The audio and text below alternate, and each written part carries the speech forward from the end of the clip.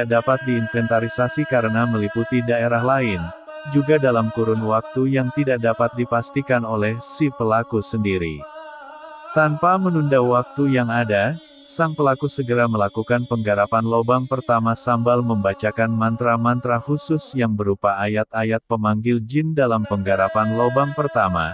Sayute menyatakan bahwa setelah terjadinya suatu kematian tidak wajar, ritual dilakukan atas keyakinan pelaku sirompak pada waktu seperti ini, ketika peristiwa bunuh diri terjadi, bahwa jin dan setan bergentayangan di sekitar mayat, sehingga memudahkan si pelaku melakukan komunikasi dengan mereka.